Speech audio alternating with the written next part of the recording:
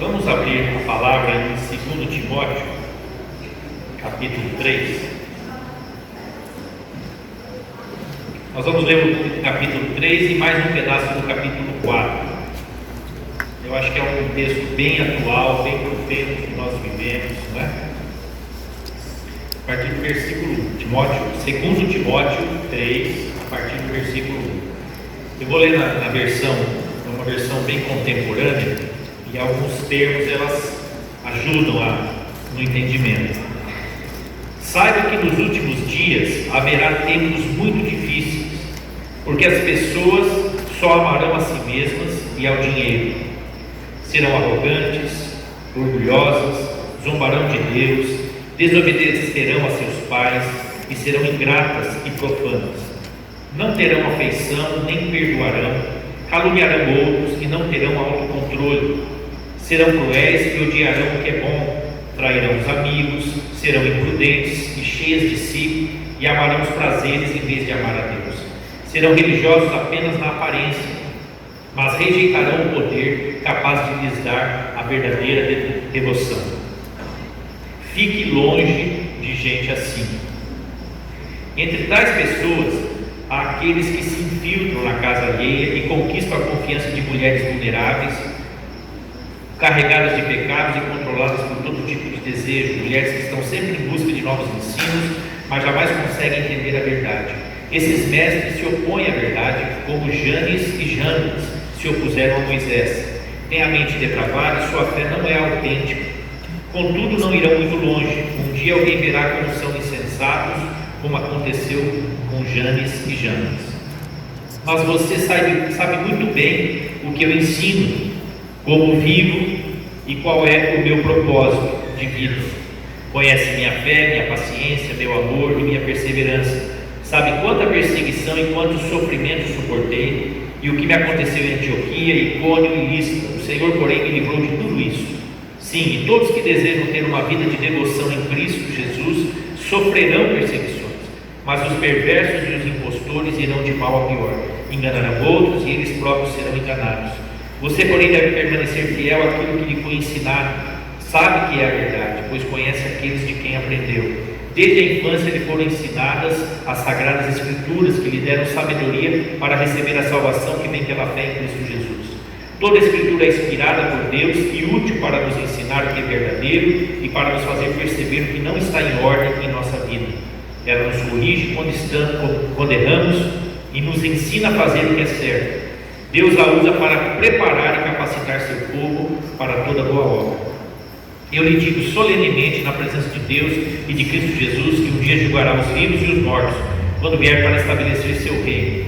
Pregue a palavra, esteja preparado, quer a ocasião seja favorável, quer não. Corrija, repreenda e encoraje com paciência e bom ensino.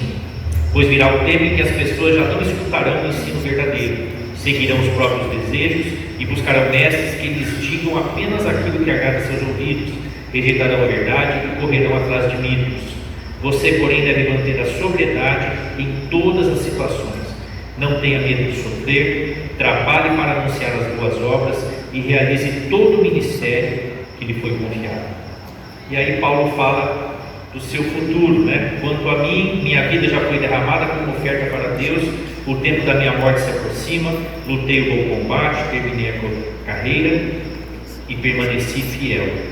Agora o prêmio me espera, a coroa de justiça que o Senhor, o justo juiz, me dará no dia de sua volta.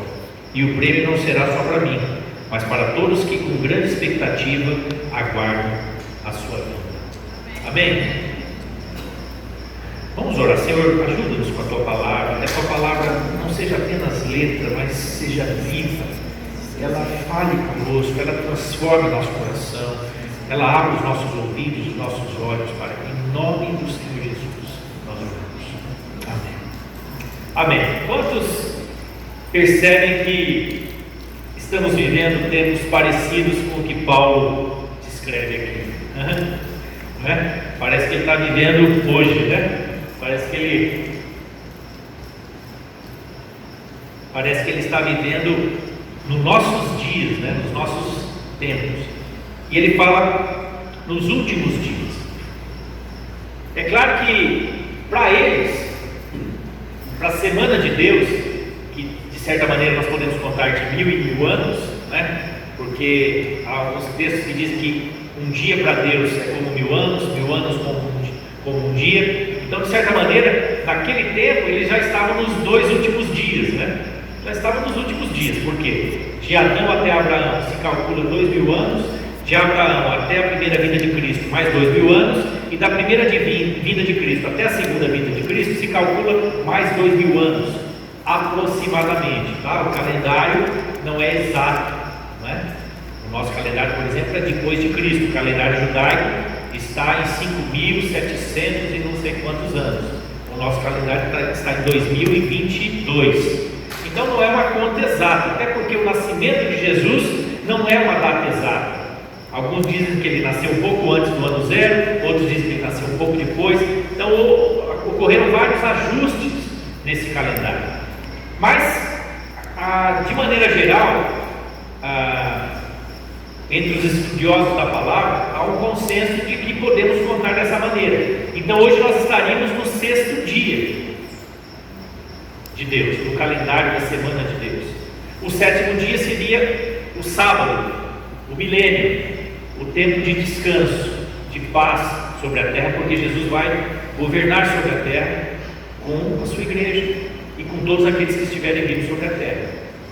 Amém? Então essa é uma visão que podemos ter. 2000 de Adão a Abraão, mais 2000 anos, 2 dias. Abraão até a primeira vinda de Jesus, 2000 anos, 2 dias.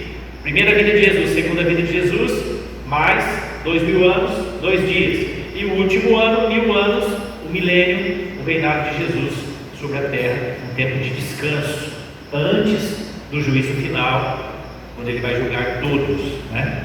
Então, você pode perguntar: ô pastor, mas nós já passamos 22 anos do ano 2000. Por isso que eu disse que não é exato, né? Pode ser um pouco depois, né? Esse calendário não é exato. Mas nós entendemos, nós percebemos que estamos mais perto da volta de Jesus do que quando o apóstolo Paulo escreveu essa carta. Amém? Porque ele escreveu isso há quase 2000 anos atrás. Então, com certeza, nós estamos mais perto da volta de Cristo do que quando ele escreveu. Só que quando ele fala nos últimos dias, ele pode tanto estar se referindo aos últimos dias mesmo, né? Como ele pode estar se referindo a esses 2 últimos 1000 anos, porque são os 2 últimos dias da semana de Deus antes de Cristo voltar, porque no tempo dele isso já estava acontecendo. No tempo de Paulo já havia esse espírito do anticristo entrando, inclusive na igreja, entrando nas casas, falsos mestres, falsos ensinos, falsos doutores e pessoas correndo atrás de falsos mestres e de falsos ensinos para agradar o seu coração, para agradar a sua expectativa, correndo atrás de coisas que trouxessem, afagassem o seu ego, né? Afagassem os seus desejos. Então, ele está advertindo Timóteo, que era o seu discípulo, né? Um discípulo amado, um discípulo muito próximo dele. Ele já estava na sua velhice, já se preparando para ser morto, né? Já estava pressentindo que o seu tempo estava chegando, e ele então exorta Timóteo, e de certa maneira nós podemos nos ver representados em Timóteo aqui. É como se ele estivesse falando para nós, não é? Falando que haveria tempos muito difíceis, e as pessoas só amariam a si mesmas, seriam arrogantes, orgulhosas, zombariam de Deus, teriam aparência de religião, aparência religiosa, apenas na aparência, mas rejeitarão o poder capaz de lhes dar a verdadeira devoção. Sabe, irmãos, a vida de aparência, a maior luta de Jesus durante o tempo que ele esteve na terra, durante o tempo que ele ensinou, foi fazer com que as pessoas vivessem uma fé verdadeira, uma fé autêntica, uma fé de fato, uma fé vivida, não apenas falada, não apenas aparente. O grande problema de Jesus foi o quê? Com os fariseus, com os doutores da lei, com aqueles que aparentavam santidade, mas não eram. Ele chamou de sepulcros caiados. Tinha uma aparência vistosa, mas dentro não tinha vida, não tinha nada. Esse foi o grande problema, foram os grandes adversários de Jesus. Você vai vendo pelos evangelhos que os grandes embates, as grandes discussões que Jesus tinha eram com os religiosos da sua época, principalmente a casta mais alta desses religiosos.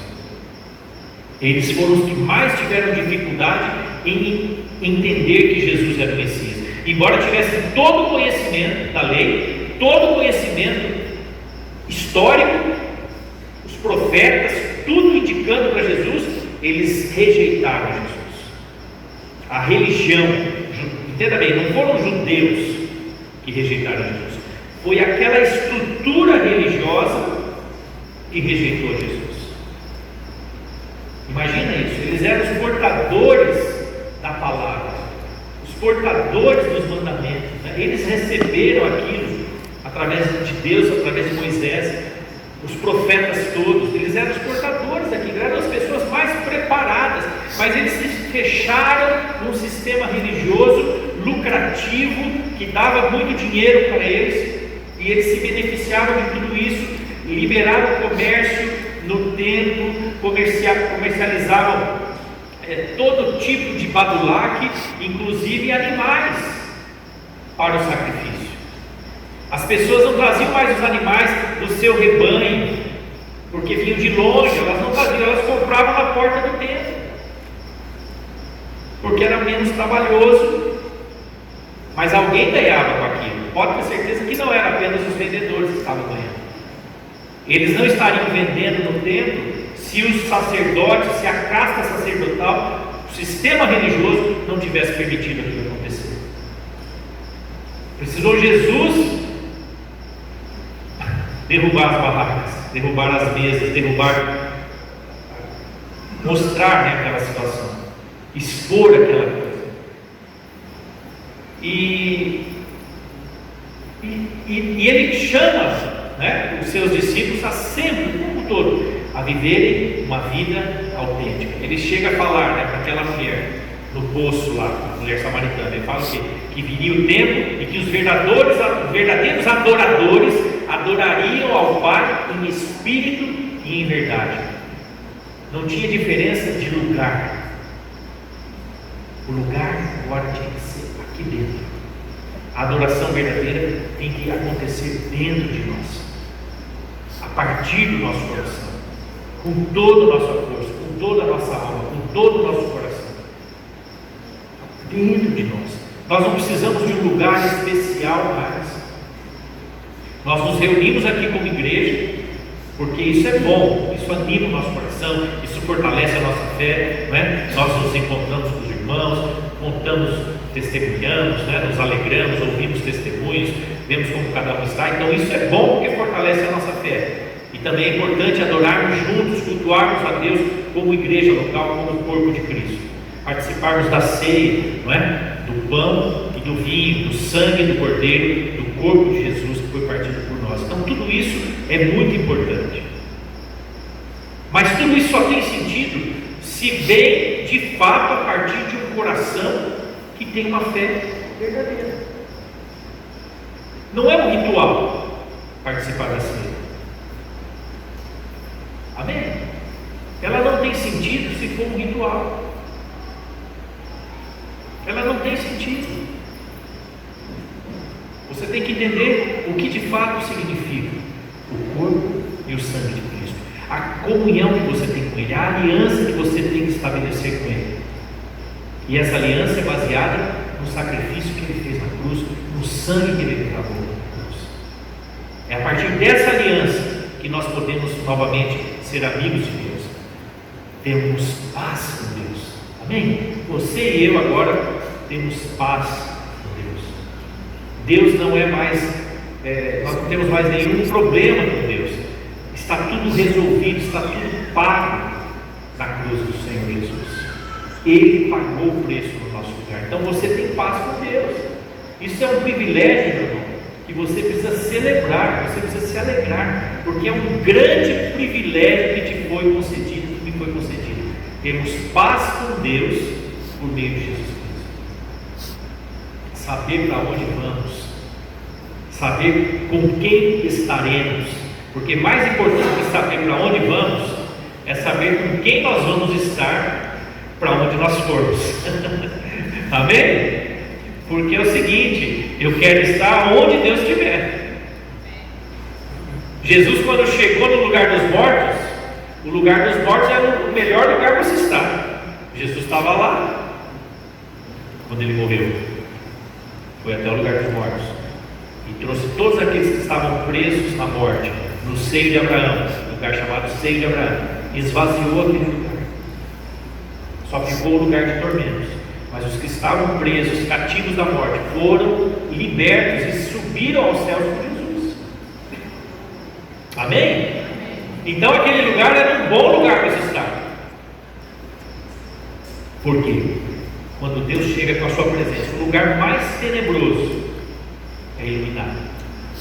Quando Jesus chega na vida de uma pessoa, a pessoa que está mais em trevas, ela pode ser totalmente transformada pelo poder de Deus. Então, o que vale, o que muda é a presença de Deus.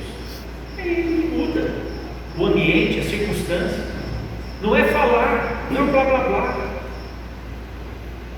É ter uma vida autêntica em todas as áreas da sua vida, em todos os sentidos, né? Por isso que Paulo está falando aqui, o intertítulo que diz: o apelo de Paulo a Timóteo. Primeiro ele faz um diagnóstico, um raio-x de como estava o mundo. Ele fala para Timóteo: ó Timóteo, saiba que nos últimos dias, você está achando que está ruim? Vai piorar, Timóteo. Você está achando que está ruim? Infelizmente, a notícia é: vai piorar. Vai piorar. Sabe por quê? Porque as pessoas vão ficar cada vez piores. As pessoas que não conhecem a Deus vão ficar cada vez piores, a não ser que elas se convertam, a não ser que a gente tenha esse trabalho de levar o Evangelho até elas e orar por elas e tentar salvá-las de qualquer maneira. Amém? Eu sempre digo isso. Eu sempre espero mais da igreja. Eu sempre acho que a igreja faz muito menos do que poderia fazer. A igreja brasileira faz muito menos do que ela poderia fazer. A igreja no Brasil, se de fato todos que se dizem crentes em Jesus, que realmente são convertidos, que amam Jesus, que se entregaram para Jesus, não é? Se fosse verdade isso, eu sempre digo, o nosso país estaria num outro nível de qualidade de vida, de educação pessoal, de cuidado com as coisas, nas cidades. A gente estaria no outro patamar. O problema é que tem muita gente que passa a fazer parte do mundo evangélico, ou sei lá o que a gente pode chamar, do mundo gospel, né? Ou entrega sua vida para Jesus, mas de fato não muda de vida. De fato não deixa que o Espírito Santo e a palavra de Deus transformem a sua vida à imagem e semelhança de Jesus, porque isso requer um preço, irmão. O preço da salvação já foi pago na cruz. Você não pode fazer nada para ser salvo, a não ser entregar sua vida para Jesus e reconhecer o sacrifício que Ele fez na cruz por você, se arrepender dos seus pecados e se lançar nos braços de Jesus. Isso já está feito, é só você reconhecer isso e entregar sua vida para Ele. Então esse é o ponto. Porém, andar com Jesus, estabelecer um relacionamento com Ele diário, ter uma vida autêntica, de fé verdadeira com Ele, requer um preço. Há um preço a ser pago diariamente. Paulo fala disso aqui. Ele fala assim: Você sabe muito bem o que eu ensino, como vivo e qual é o meu propósito de vida. Paulo está falando: olha, você me conhece, você sabe quem eu sou, você sabe o que eu ensino, você sabe o que eu vivo, você sabe que o que eu ensino é igual ao que eu vivo. Eu não ensino uma coisa e vivo outra. O que eu ensino, eu procuro viver. E você sabe qual é o meu propósito de vida. Você sabe para que a minha vida, aonde a minha vida está focada, qual é o meu destino. Ou seja, ele está dizendo, está chamando para si a responsabilidade. Sabe, irmãos, isso aqui é fruto de um cristão maduro. Só um cristão maduro pode chamar responsabilidade para si mesmo e falar: olha, você sabe como eu vivo, você sabe o que eu creio, o que eu ensino, e você sabe para que eu estou nessa vida. Isso é de uma maturidade, irmão, e é para esse lugar que Deus quer nos levar. Amém? É para esse nível de maturidade que Deus quer nos levar. Porque a gente sempre fala assim: olha, não olha para mim não, olha para Jesus. Sabe, isso é mais ou menos, sabe? Você entendeu? Quando você quer sair pela tangente, quando seu testemunho é mais ou menos, né? A gente acaba usando isso como desculpa. Ah, não olha para a igreja não, olha para Jesus. Meu irmão, é porque a igreja não está correta, não está bem. Porque se a igreja estivesse bem, a gente fala: olha para a igreja, porque ela reflete Jesus. Isso é uma desculpa esfarrapada que a gente usa para cobrir os nossos farrapos. Não olha para a igreja não, porque a igreja é falha, de conversa fiada. Conversa fiada. É a gente não querer assumir as responsabilidades de ser um cristão verdadeiro, genuíno. Amém? Amém. Ou ai de mim, né? Como dizia o meu pastor Rony, né? Amém ou ai de mim? Ai de mim, né? Ai da gente. Porque, na verdade, o correto é fazer isso aqui que Paulo fala. Você sabe muito bem o que eu ensino. Você sabe muito bem como eu vivo. E você sabe muito bem qual é o meu propósito de vida. Conhece a minha fé, conhece a minha paciência, conhece o meu amor, conhece a minha perseverança. Olha as qualidades. Meu irmão, tem que ser muito...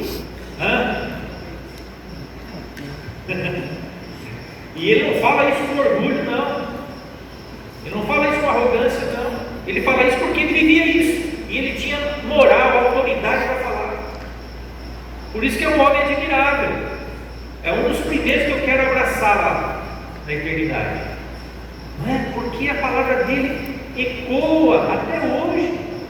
Fala com a gente até hoje. Depois de Jesus, talvez seja o homem, não é, mais eloquente da Bíblia.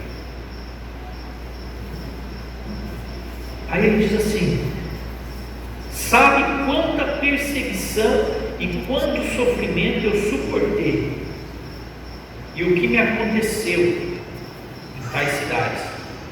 O Senhor, porém, me livrou de tudo isso. Então, assim, ele já fala disso. Você sabe tudo que eu sofri, você sabe como eu fui perseguido. E aí ele arremata: todos os que desejam ter uma vida de devoção em Cristo Jesus sofrerão perseguições. Bem-vindo ao clube. Amém? Todos os que quiserem ter uma vida de devoção, não é? Uma vida de fé autêntica, uma vida de fé verdadeira, uma vida que realmente demonstra o amor de Deus, vão sofrer perseguição. Mas não é uma perseguição provocada pelas tolices que a gente comete. Porque eu cansei de ver crente dizer que foi perseguido, e quando você vai ver a fundo, ele que provocou a perseguição. Ele provocou a perseguição. Cansei de ver isso. Aqui está falando que ele foi perseguido porque pelo amor dele a Deus e pelo amor que ele tinha pelas pessoas, pela vida dedicada ao Evangelho. Uma perseguição que ele fala até para se alegrar nas perseguições. Mas quando é uma perseguição real, verdadeira, porque você está fazendo aquilo que Deus te mandou fazer, é uma perseguição que você pode falar: puxa, acertei o alvo, estou incomodando o inferno. Mas perseguição que você provoca, né, que eu posso provocar por uma tolice minha, por um mau testemunho meu, né, isso não é perseguição. Isso é consequência de um andar errado. Simples assim. E Deus não se mete com as nossas confusões. Você sabia disso?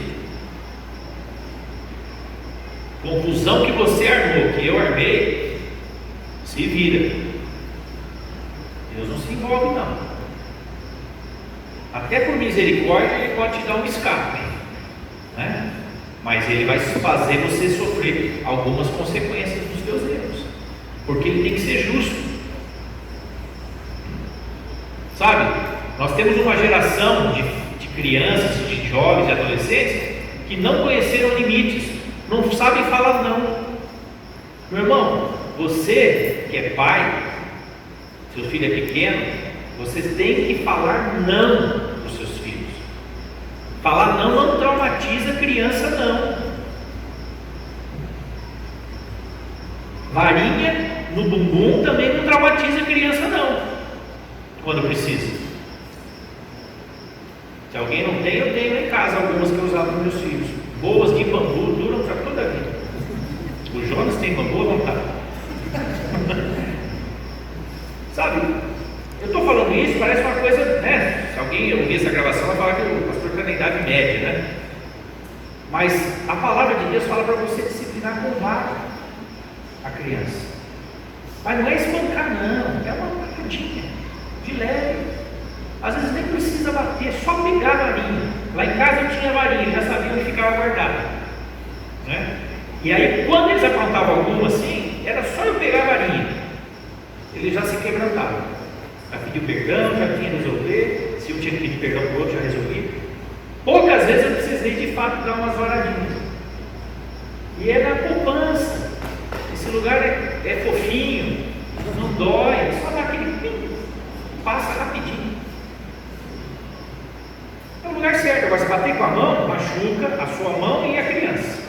Um sapato nem se fala, cinto então nem pensar, né? Jogar tamanco, voador também, por favor, né?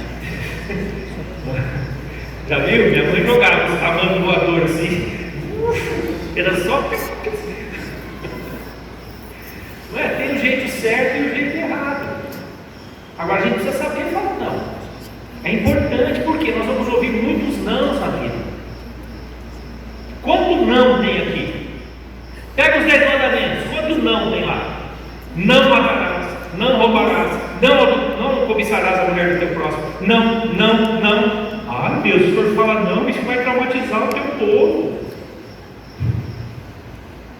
Sabe, outro dia eu vi um casal, convivi um tempo com eles, né? Eu não vi eles falarem um não para a criança. Eu comentei com a minha filha e falei, puxa, o não está fora de moda, né? Fora de moda, fala não. A gente precisa pôr limites, como Deus coloca limites para nós. Isso é só um parênteses, tá? Aproveitando o gancho, né? É importante, os nossos filhos precisam saber que nem tudo está acessível para eles. Eles vão receber nãos no mundo, eles vão enfrentar problemas no mundo, eles têm que saber que há limites para eles, e tem que começar dentro das nossas casas, porque se a gente não coloca limites em casa, o mundo vai colocar limites, a escola vai colocar limites, a sociedade vai colocar limites. Então é melhor a gente ensinar em casa, porque lá eles têm um ambiente seguro, eles têm um ambiente de proteção, um ambiente onde eles vão poder aprender o que é certo e o que é errado. E sempre que eu disciplinava os meus filhos, eu explicava antes por quê. Olha, você vai levar 3 varadas porque você fez isso. Aí esse negócio vai levar 3 varadas, não sei o quê. Não, 3 varadas é o suficiente, é rapidinho, não vai doer, só aquela dorzinha. Não, 3 varadas. Aí aí dá para chorar aqui, a calça. Resolvia, se quebrantaram, aprenderam que é certo e errado. Hoje eu colho os frutos. Eu vejo meus filhos sendo uma bênção na sociedade. Amém? Então a gente precisa, não é, entender que sofrimento, perseguição, para um cristão autêntico, faz parte do pacote. Não é? E ele fala, mas os perversos e impostores irão de mal a pior, enganarão outros e eles próprios serão enganados.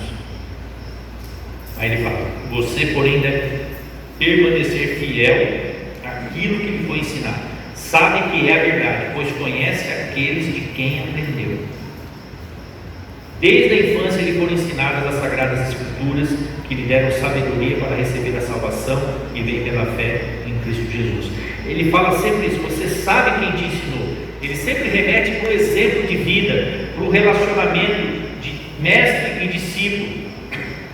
Sabe, é muito importante esse relacionamento. É muito importante quando alguém muda, né? Ele vai para outra cidade. Se eu posso indicar uma igreja para a pessoa, e se eu conheço, né, algum pastor, eu faço questão de indicar, quando eu conheço e sei da vida do pastor, da família dele, vejo que é uma igreja saudável, eu indico. E eu sempre falo para as pessoas, olha, se você vai para um lugar e não posso indicar a igreja, primeira coisa, veja como é a vida do pastor com a família dele. Como é que ele se relaciona com a esposa, com os filhos. A minha esposa não veio hoje porque ela está com muita tosse, né, e ela não quis, né, ficar tossindo e tal, aqui no meio dos irmãos. Ore por ela, pegou uma gripe brava aí essa semana, mas não é Covid, já fez o teste, é só uma gripe mesmo. Então sempre fala assim, se eu não tenho uma igreja para indicar, eu falo, olhe para a vida do pastor, da esposa, dos pastores, veja como eles se relacionam, como é a família, como eles se relacionam entre si, né? Se é um relacionamento autêntico, se é aquela coisa, sabe como é que é? Você percebe, você tem o Espírito Santo, né? A gente percebe, por quê? Porque como aquele pastor, por exemplo, quantas vezes eu vi pastores perderem as suas casas, perderem os seus filhos, porque eles só se dedicavam à obra de Deus, como se cuidar da família não fosse obra de Deus. Meu irmão, o nosso primeiro rebanho, a nossa primeira responsabilidade é a nossa casa, nossos filhos, nossos netos, mas principalmente os filhos. Se você criar bem seus filhos, eles vão criar bem os filhos deles. O que adianta você achar que está ganhando um monte de gente para Jesus e perder sua própria família? Agora, se você semeia na semente de boa qualidade no coração dos seus filhos, você pode ficar tranquilo, eles não vão se perder. Amém? Não vão se perder, ainda que tenha um momento ou outro de afastamento, de distanciamento, mas aquela semente está lá dentro, o reino de Deus está lá dentro, está produzindo efeito, está fazendo efeito, está sendo gerado uma vida nova de Deus. Amém? Conforme que você semeia. Então faça, né? Semeie a semente do reino de Deus. E aí ele fala da palavra, que ela, toda a escritura é inspirada por Deus.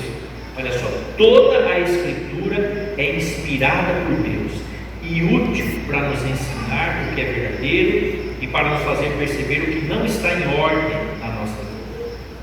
Então toda a palavra de Deus é de Deus. Não tem trechos preferidos e trechos que eu não gosto muito, eu tiro fora, né? É claro que tem assuntos que eu gosto de pregar mais, tem temas que eu gosto de pregar mais, que eu gosto de falar mais sobre aquele assunto, e tem assunto que para mim é mais ardoroso, mais difícil, mais árido, né? Mas toda a palavra é útil, é inspirada por Deus. Então não tem partes prediletas e partes que eu posso descartar porque não concordo com elas. A Bíblia é o nosso é a última palavra. Não há nada para nós, não há nenhum outro texto literário, nenhum outro texto escrito que tenha qualquer peso, né, semelhante à Bíblia Sagrada. A Bíblia é para nós a última palavra, é a palavra de Deus, Agora, ela precisa ser inspirada pelo Espírito Santo no nosso coração, porque senão ela mata, e ela precisa trazer vida, e ela traz vida quando ela é revelada pelo Espírito Santo, quando ela é inspirada pelo Espírito Santo. A própria palavra diz que a letra mata, mas é o Espírito quem vivifica. Amém? Então ela, letra por letra, né, conhecer como um livro qualquer não vai fazer a menor diferença. Tem muita gente que conhece a Bíblia muito melhor do que a gente, mas não conhece a Deus. A Bíblia, se ela é inspirada pelo Espírito Santo, quando você for ler a Bíblia, peça inspiração do Espírito Santo. Fala: Espírito Santo, me inspira, me revela a tua palavra. Eu quero aprender, eu quero entender, eu quero comer essa palavra, eu quero me alimentar da tua palavra. Fala comigo através da tua palavra. Você vai ver como a palavra vai fazer muito mais sentido para você. Amém? Aí ele fala assim, ele exorta Timóteo, ele está falando conosco, né? Pregue a palavra, pregue, quer a ocasião seja favorável, quer não, corrija, repreenda, encoraje, com paciência e com bom ensino. Paciência, né? Paciência é uma qualidade do Espírito Santo, uma dos frutos do Espírito. Paciência, né? Ter paciência para ensinar, ter paciência com as pessoas, entender que elas têm um tempo, cada pessoa tem um tempo, cada pessoa é um solo diferente. Tem pessoas que a semente brota rapidamente, tem outros que demoram mais para brotar, e a gente precisa ter paciência com elas, né? Ele fala que uma das qualidades dele, você conhece a minha paciência, e depois ele fala: prega, né? Com paciência e bom ensino, porque se tem bom ensino é sinal que também tem mau ensino. Amém? A gente precisa entender, meus irmãos, que nós vivemos um tempo muito confuso, com muito engano, muita palavra errada sendo ministrada, muita palavra torta, muita palavra descontextualizada, palavras que distorcem a verdade, tem aparência de verdade, mas não é verdade, distorce as coisas. Então a gente precisa estar atento, né? Não tome muito cuidado, né, com o que você anda comendo, né, na internet. Eu falo de internet porque a internet hoje está acessível para nós, né? Está na nossa, colado na nossa mão, né? A gente se esquece o celular, que a gente está seminu, né? Quando você sai de casa, está na rua, esqueci o celular. Você não dá uma sensação assim estranha? Está com o celular. Você esqueceu uma coisa muito importante. E está acessível, você tem acesso a milhões de palavras, e pregadores e tudo, e tem muita coisa boa, mas tem muito lixo espiritual. Lixo. Coisa que se a gente comer vai fazer mal. Tem coisa que se a gente comer vai fazer mal, vai dar indigestão, vai fazer mal para a tua fé, vai fazer mal para a tua vida espiritual. Então, tenha discernimento, né? Às vezes é preciso até dar uma distanciada disso, sabe? Vai no silêncio buscar Deus, leia a palavra pura, vai ler a palavra na fonte direta. Pega um bom livro na biblioteca, tudo bem. Escute um bom pregador, tudo bem. Mas tome cuidado, não é tudo que se faz aqui que presta. E não importa o tamanho da estrutura que está por trás do pregador, meu irmão.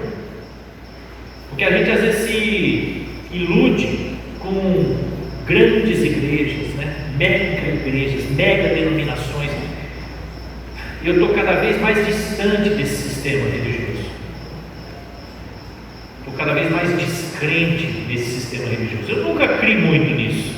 Estou cada vez mais certo de que eu estou fazendo o certo. Sabe, esse sistema de grandes denominações e mega igrejas, meus irmãos, se a gente visse o que tem por trás de de politicagem, nos bastidores, a podridão que ocorre ali. Às vezes eu escuto certas coisas que chegam por a gente ser pastor, a gente acaba ouvindo, que claro que eu não falo, nunca vou expor isso, né?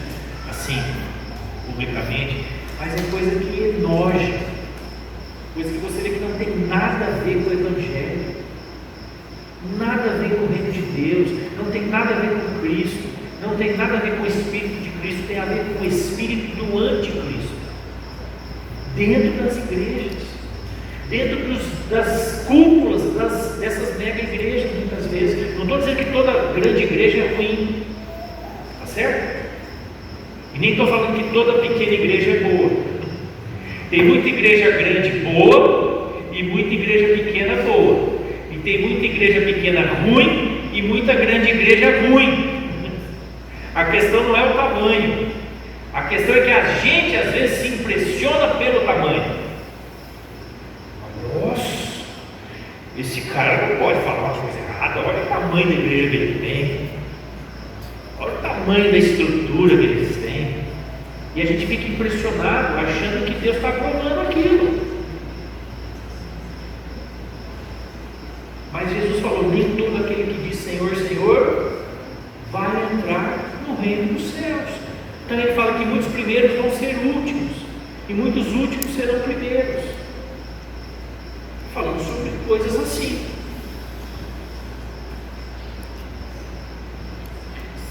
Aí ele fala assim, ó: pois virá o tempo em que as pessoas já não escutarão o ensino verdadeiro, seguirão os próprios desejos e buscarão mestres que lhes digam apenas aquilo que agrada os seus ouvidos, rejeitarão a verdade e correrão atrás de mitos.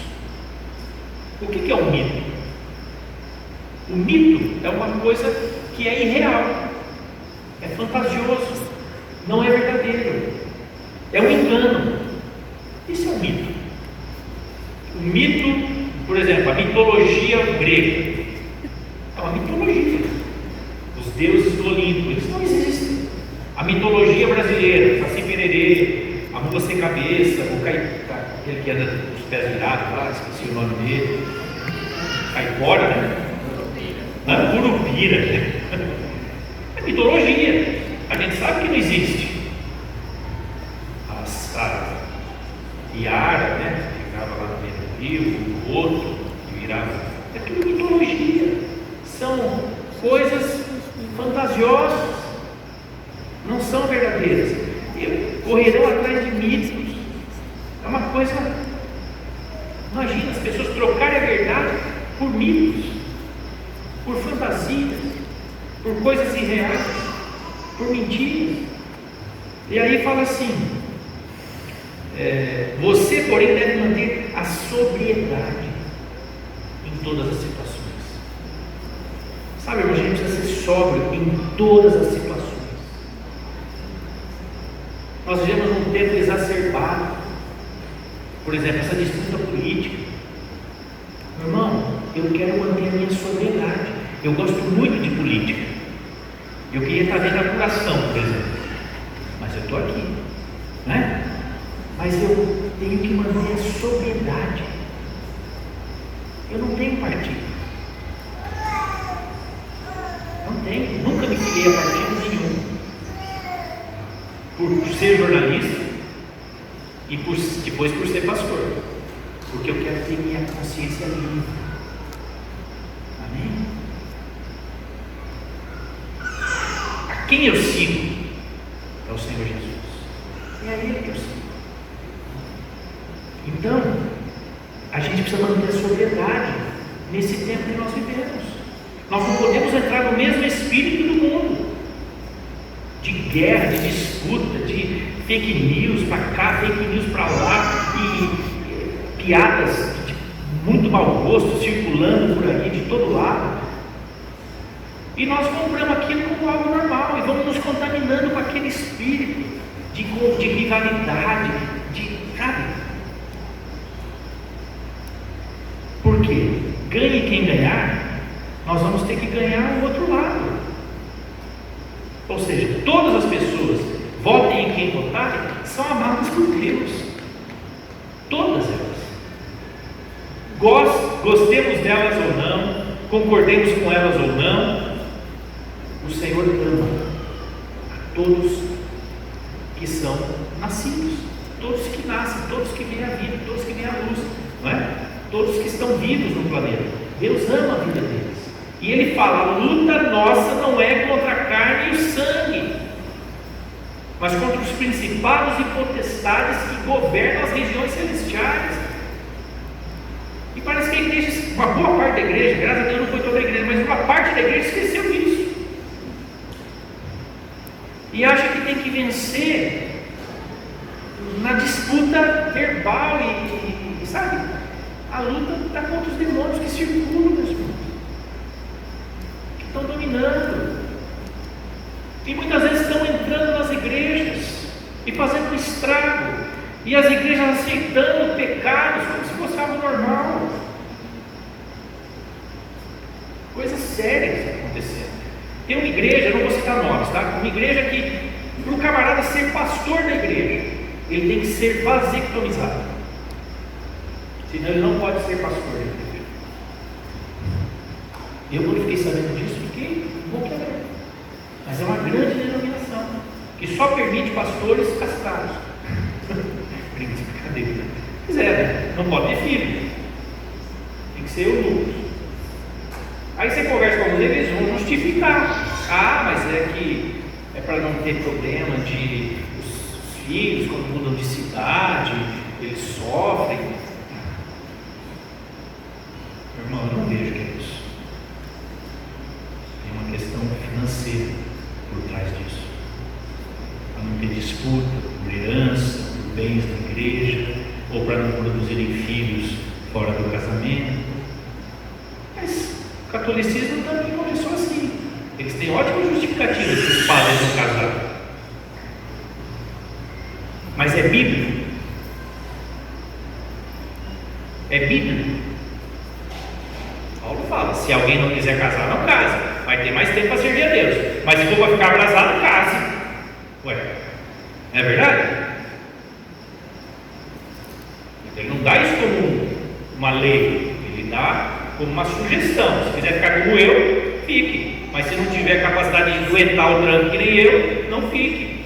Ué, não é verdade?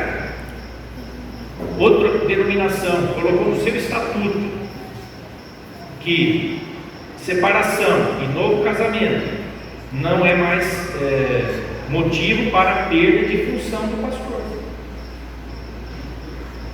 Então, veja só, não estou dizendo, há casos e casos e casos. Todo caso de separação, de novo casamento, cada história é uma história, certo? Eu não estou aqui colocando uma lei moralista sobre isso, entenda bem. Mas você colocar isso no estatuto, o que você está querendo dizer com isso? Casar, separar. Abraão teve 4 esposas, 2 concubinas, 3 concubinas, né? Mais uma esposa. 4 dá. Irmão, a coisa vai entrando e vai se tornando normal. Vamos se tornar.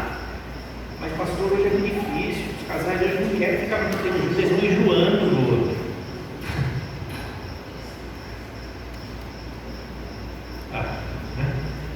Enjoou? Você está entendendo o que eu estou dizendo? Como isso vai minando a igreja por dentro, né? Vai minando. Porque você está colocando no estatuto, você está dizendo que, está liberado. Está liberado. Eu não sou contra a vasectomia, bom? Eu não sou, certo? Eu entendo que há situações em que a separação se justifica, tá certo? Entenda bem, há situações, biblicamente falando, que se justificam. Então, não estou, tá? A gente não vai ser mais legalista do que a palavra de Deus, né? Não estou dizendo isso, mas eu estou dizendo que quando você fala que só pode ser pastor se fizer isso, ou casar, separar, não é mais impedimento para ministrar a palavra, alguma coisa está muito errada. Você está entendendo o que eu quero dizer? Isso não se trata de moralismo, se trata de ver o que a palavra de Deus nos ensina. E aí virá o tempo que as pessoas já não escutarão o ensino verdadeiro, vão seguir os próprios desejos e buscarão mestres que lhes digam apenas aquilo que agrada os seus ouvidos. Você, porém, rejeitará a verdade, correrão atrás de mitos. Você, porém, deve manter a sobriedade em todas as situações. Não tenha medo de sofrer. Como as pessoas não querem mais sofrer hoje. Ninguém quer sofrer. Ninguém nunca quis, né? Eu também não quero sofrer. Mas essa geração foge do trabalho difícil. Eu sei que aqui ninguém faz isso, mas dá uma enxada para alguém que arqueia o terreno para ver como é difícil achar. Foge do trabalho árduo. Eu fico pensando, vai chegar uma hora que a gente não vai ter o que comer mais, porque não vai ter quem quer plantar mais, ou vão comer soja, né? Soja planta com máquina e tudo mais, e chupar garapa, tomar garapa, menos o Gil, né, Gil? Garapa nunca mais, né, Gil? Você está entendendo o que eu quero dizer? Porque as pessoas não querem mais um trabalho que seja penoso, que tenha suor no rosto. Eu não estou dizendo aqui, irmãos, eu sei que os irmãos são trabalhadores, as irmãs e tudo mais, né? Não estou falando de ninguém aqui, né, no nosso ambiente, mas eu estou dizendo que há uma geração hoje que foge do patente. Não é?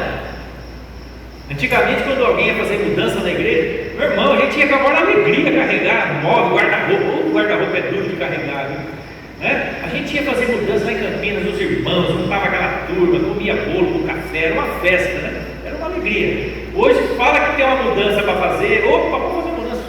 Um sai por aqui, o outro. Estou brincando, né? Vocês estão entendendo o que eu quero dizer? Porque coisas difíceis, coisas penosas, coisas que estão, né? Não tenha medo de sofrer. Trabalhe para anunciar as boas obras. Não tenha medo de sofrer. Trabalhe. O que ele está querendo dizer? Que o trabalho traz algum tipo de sofrimento. Claro que é trabalho pelo Evangelho, né? Mas qualquer trabalho traz algum tipo de sofrimento, não é verdade? Quebrar uma parede é duro, não é não, amor? É duro. O encanador queria que chegasse, ela já estava tudo cortado, né? Era só colar os canos e tá. Mas tem que cortar a parede. Hoje tem máquina, né, para cortar, mas dá trabalho. Então assim, eu fico vendo que algumas profissões, não sei quem vai fazer mais para frente. Sapateiro aqui na cidade só tem um, que eu saiba. Tem dois? Opa, então tem dois. Mas é um ofício em extinção, né?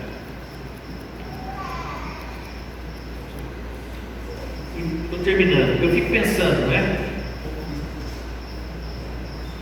Algumas igrejas que pregam algumas coisas assim, de prosperidade, né? Só falam de dinheiro e tal. Eu fico pensando, depois de tudo que já foi falado, tudo que já foi dito, esse evangelho da prosperidade, por que ainda tanta gente vai nesses lugares? Antes eu pensava que era só culpa dos pastores. Aí eu comecei a entender que as pessoas gostam daquele tipo de pregação.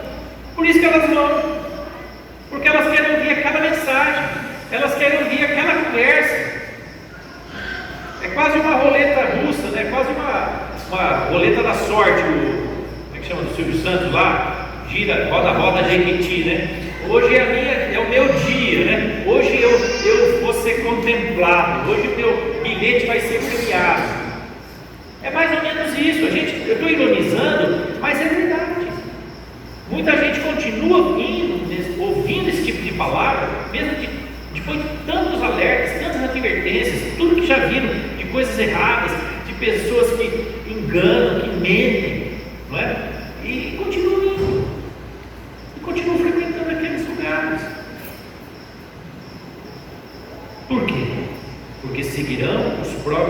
desejos e buscarão mestres que lhes digam apenas aquilo que agrada os seus ouvidos. É isso. É por isso que tem gente que ainda vai nesse lugar. Porque eu quero a bênção. Eu não quero Deus. Eu quero a bênção de Deus. Eu não quero me aproximar de Deus, porque senão eu vou ter que mudar muita coisa. A presença de Deus aí incomoda. A presença de Deus queima. Meu irmão, é tão bom a presença de Deus. É tão gostoso andar na presença de Deus. É um privilégio andar com Deus. Vale a pena sofrer pelo Evangelho. Vale a pena pagar o preço para andar com Jesus. Amém? Ninguém aqui é masoquista. Ninguém quer sofrer sem motivo. Mas há um sofrimento que nos purifica. Há um sofrimento que nos purifica, que trabalha em nós. Então, você mantenha a sobriedade em todas as situações. O que é sobriedade? Equilíbrio. Tenha equilíbrio. Seja sóbrio. Esteja atento. Não entre em discussões bobas. Não entre em contendas vazias. Não entre em bate-bocas teológicos, religiosos. Sabe? Não faça isso. Demonstre amor pelas pessoas. Né? Demonstre o amor de Deus por elas. Fale a verdade. Se tiver que chamar atenção, chame atenção. Mas sempre com paciência pelo outro. Com amor pelo outro. Não tenha medo de sofrer. Trabalhe para anunciar as boas novas. E realize todo o ministério que lhe foi confiado. Amém? Tudo aquilo que Deus tem confiado na sua mão, realize. Todas as pessoas que Ele tem falado para você falar de Jesus, fale. Todo o trabalho que Ele entregou na sua mão, faça. Tudo que você faz, meu irmão, é espiritual. Não pense que você vai numa lanchonete comer um sanduíche. Aquilo não é espiritual. É espiritual sim.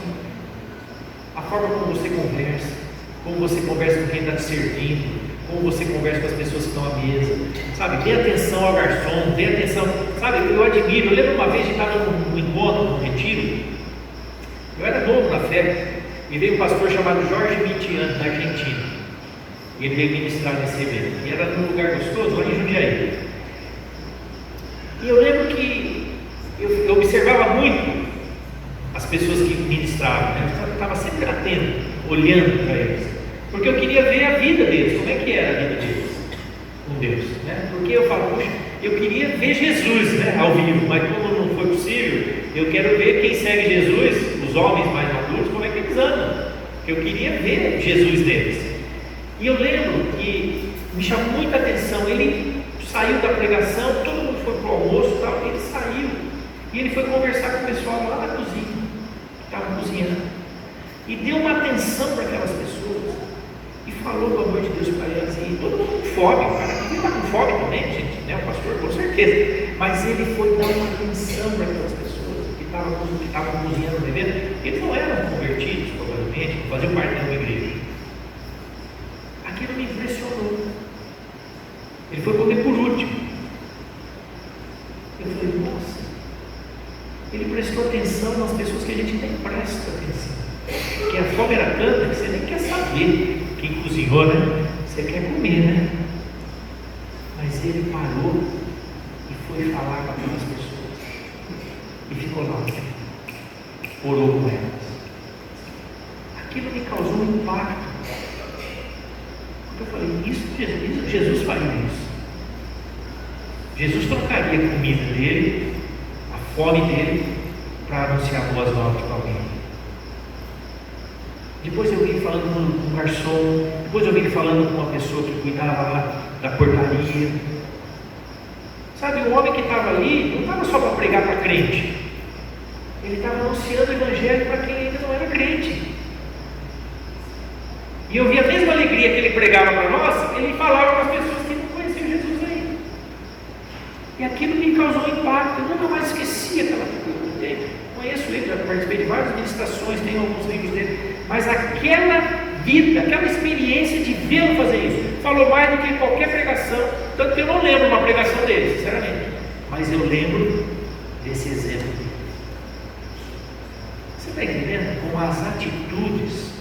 Quando eu falo do pastor Rony, eu lembro de algumas pregações dele, eu sempre anotei muito, mas o que me fala é a vida dele, muito mais do que ele pregou.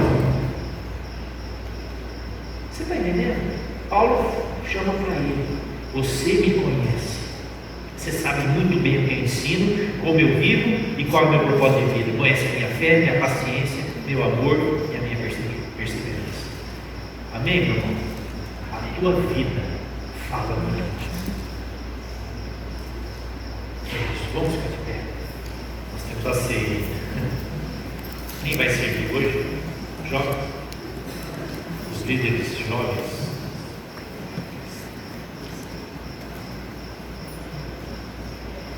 Amém? Nós vamos participar, vamos orar, né? Coloca agora a tua vida diante do Senhor. Senhor, nós queremos meditar nas palavras de Paulo, aquilo que ele está falando para Timóteo, e nós queremos nos colocar no lugar de Timóteo. Senhor, queremos chegar nesse nível de maturidade, de chamar para nós a responsabilidade. Olha para mim, siga Jesus como eu sigo Jesus. Não queremos ser aqueles crentes que saem da frente. Olha, não olha para mim, olha para Jesus. Não, olha para mim. Olha para como eu sigo Jesus. Olha como eu faço. Olha o preço que eu estou pagando. Olha o que eu deixo de fazer. Olha o que eu faço. Olha como eu ensino. Olha como eu ministro. Sabe? Senhor, nos leva a ser assim. Nos leva a ser assim. Pessoas maduras na fé, que mantêm a sobriedade num mundo caótico, num mundo confuso, num mundo cheio de barulhos. Senhor, nós queremos manter a nossa sobriedade. Queremos olhar para o Senhor, não tirar o Senhor de vista, Pai. Abençoa a tua igreja hoje. Abençoa aqueles que vão assistir pela internet. Senhor, fala com o teu povo, Senhor. Fala com a tua igreja. Abençoamos a ceia que vamos tomar. Abençoamos o pão, o suco da vide. Abençoa a tua igreja, para que toda a tua igreja seja edificada. Nenhuma obstrução esteja obstruindo a comunhão que temos uns com os outros e com o Senhor. Nós te agradecemos, em nome de Jesus. Amém.